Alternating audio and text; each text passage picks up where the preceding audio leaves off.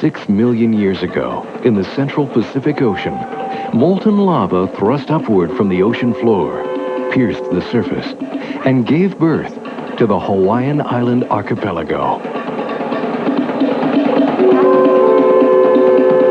In about 300 AD, sturdy seagoing Polynesians escaped religious persecution in the Marquesas and migrated over 2,000 miles to settle the most remote island group in the world. Surviving invasions from other islands, Hawaii enjoyed total isolation from the 13th century until 1778, when Captain James Cook became the first European to make contact. Today, Hawaii, America's 50th state, enjoys a bustling economy as a tourist destination. Join us today as we explore this tiny paradise aboard sailing catamarans, draw comparisons between these high-speed, high-tech craft and ancient Polynesian sailing canoes, and learn about the spiritual side of canoe building from a dedicated native craftsman. Work in mind, body, and spirit. We'll sail to the island of Lanai, once the location of King Kamehameha's summer retreat, and we'll partake in some of the games and activities available to today's visitors to this exclusive, privately owned resort island. All this and more on today's episode of Sail TV.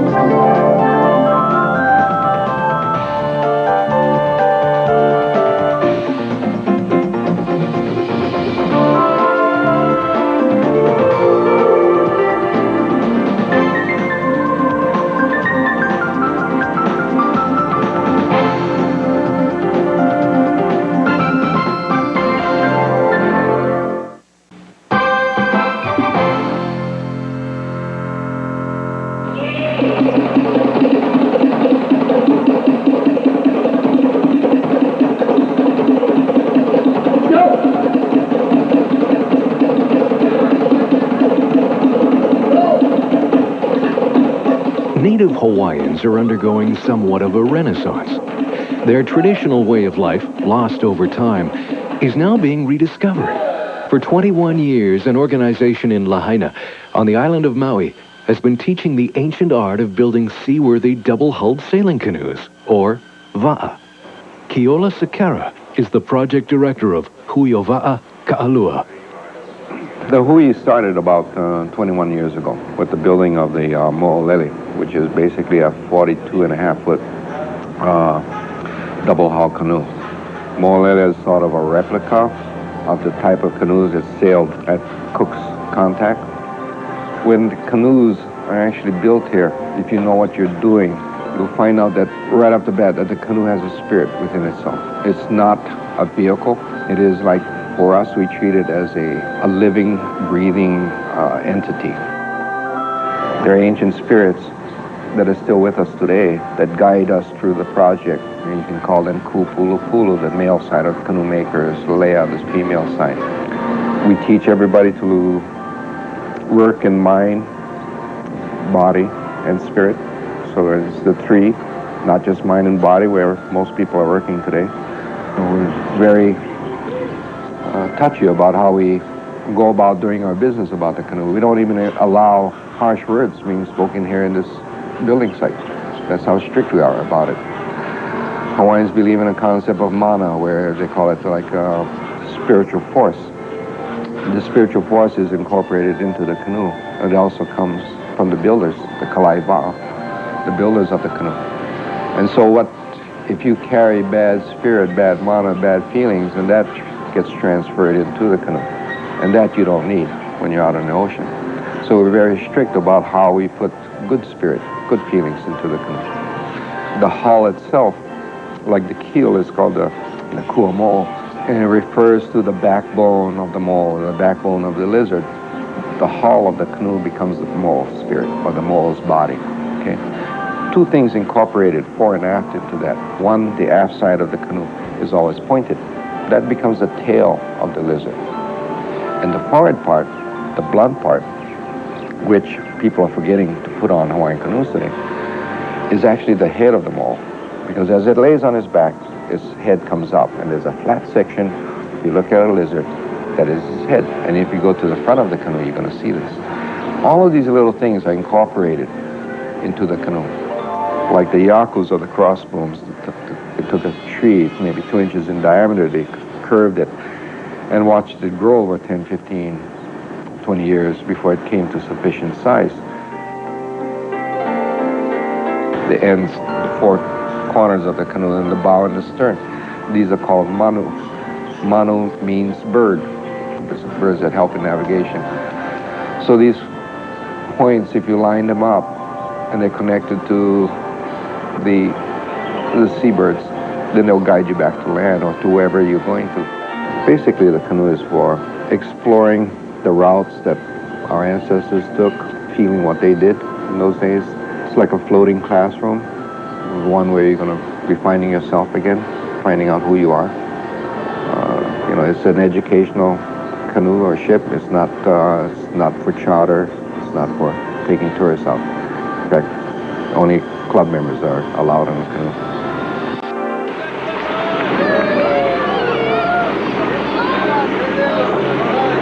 When King Kamehameha the Great tired of ruling his Hawaiian kingdom, he would travel to his favorite place in all the land, his summer retreat on the island of Lanai.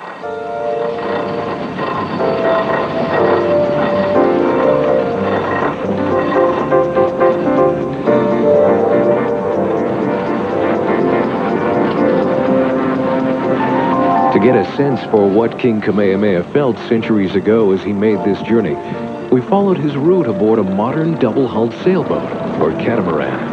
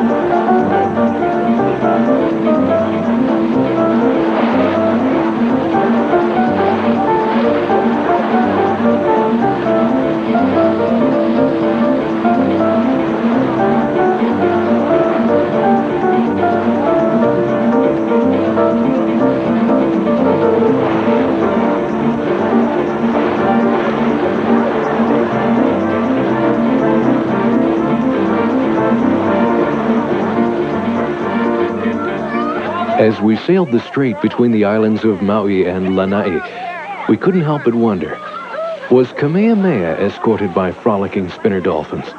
And if so, could these be the ancestors of those same dolphins?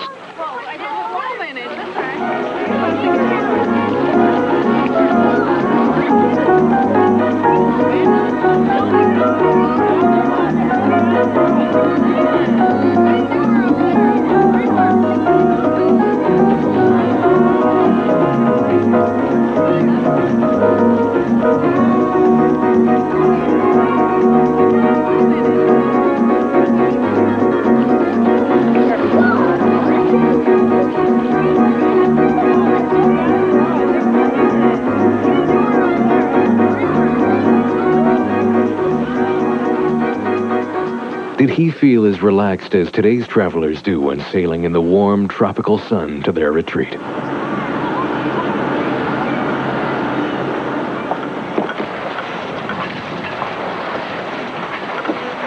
might have to go up there, Dustin, and kind of work it down from the...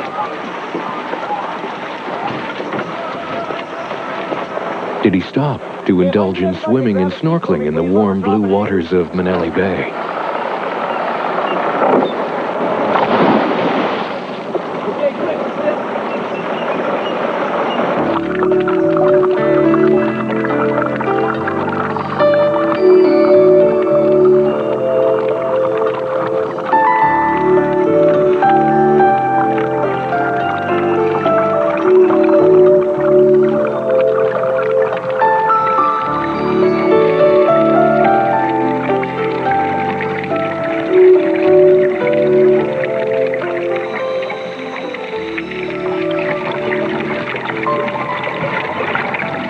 Legend has it that a native woman named Pehe drowned in a sea cave where she'd been hidden by her husband.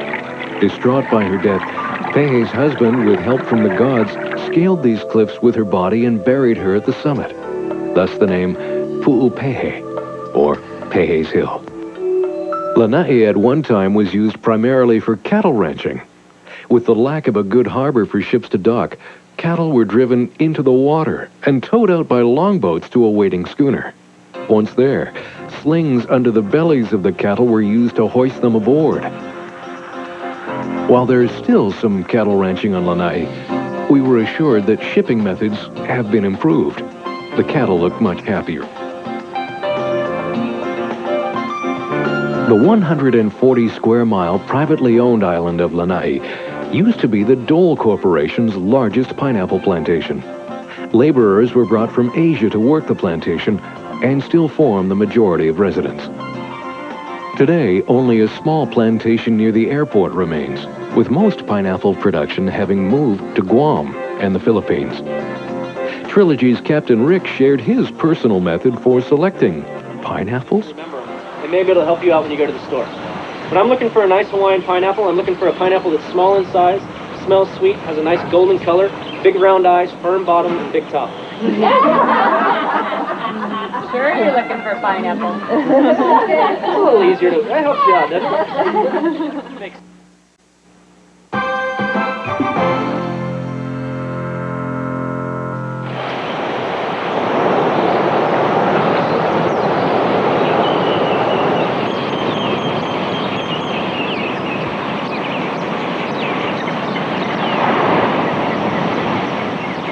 Kamehameha's palace, now just a ruined foundation, has been replaced by a modern palace in the form of the world-famous Manele Bay Hotel. Consistently rated as one of the top 10 tropical resorts in the world, the Manele Bay Hotel is an apt replacement for a royal retreat. In fact, computer software billionaire Bill Gates chose the private island of Lanai and the Manele Bay Hotel as the site for his wedding. He and his bride exchanged vows on the resort's golf course, and it's rumored that he hired every helicopter in the Hawaiian Islands to avoid having his wedding interrupted by low-flying paparazzi.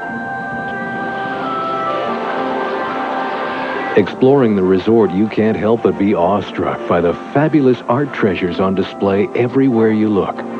Many of the items are from the private collection of David M. Murdoch, who owns not only this resort, but the entire island.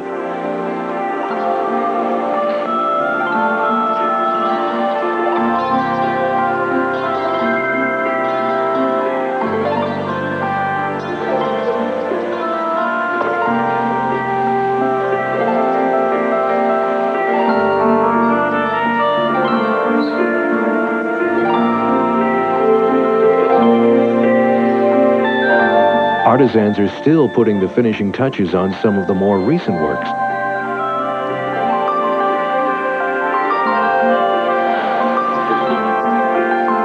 As in the 18th century, games are still the focus at these palaces on Lanai. Jack Nicklaus's masterpiece, The Challenge at Manele, lives up to its name amidst the most exquisite scenic setting in the Pacific.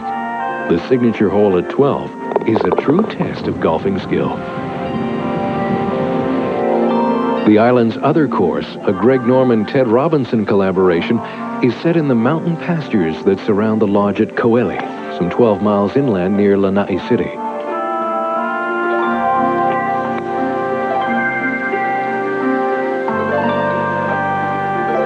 With its cooler mountain air and pine tree-lined fairways, you're more likely to think you're in the Rocky Mountains than Hawaii.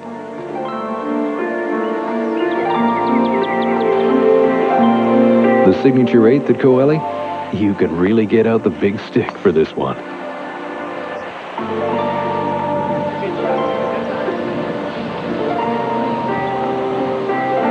The lodge at Ko'eli has been rated the #1 tropical resort in the world.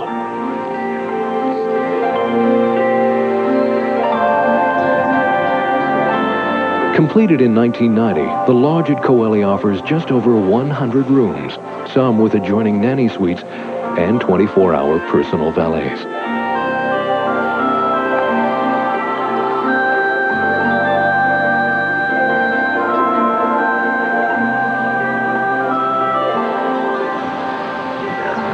The feel is that of a royal hunting retreat, with jacket and tie required in the formal dining room. The variety of outdoor activities at the lodge are consistent with its character. Explore the backcountry on a traditional 4x4, or try the hottest new activity at the lodge, sporting clays. Similar to a golf course, a variety of game and hunting situations is simulated, so that one can enjoy the pleasure of shooting without ruffling any feathers.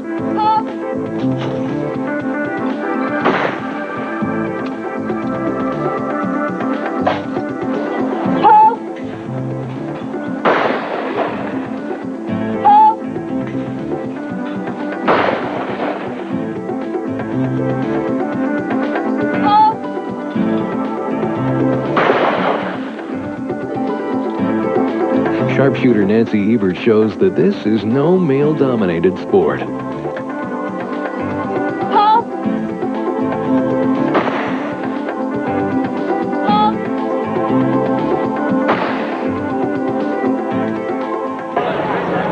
Leaving Lanai, we're treated to another day of perfect weather. With the sun shining brightly and the wind stiffening, our return journey promises to be an exciting sail.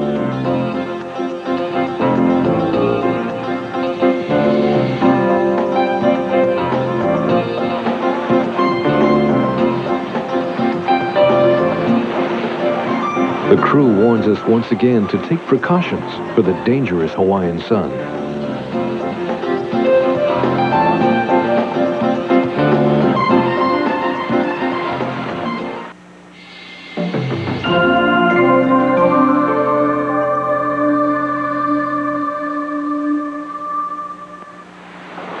Sun exposure in Hawaii is a real problem. We have 330 days of sunlight, and we have to keep that in mind. There are two types of ultraviolet light we're exposed to, UVA and UVB. UVA is the longer wavelength of the two. It is not as damaging as the UVB. The danger of UVB radiation is that it can change the actual genetic material in our skin, which leads to cancer-causing changes. To prevent sunburn, a good sunscreen is effective. SPF 15 is a good starting point. SPF 30 may be important for some people with a tendency to burn. Problems may also occur for those taking medications, particularly those taking a diuretic or an antibiotic. If you have a sunburn already, what you might try for relief of the pain is a couple of aspirin or ibuprofen, and applying a lotion containing aloe will help in soothing the skin. Even if you've had a lot of damage to the skin is a living organ and can repair itself. You simply need to cover up and allow it to do so. In Australia, where sun damage has been a real problem, they've developed an advertising campaign which has made a big difference. It's slip, slap, slop. Slip on a shirt, slap on a hat, and slop on some lotion.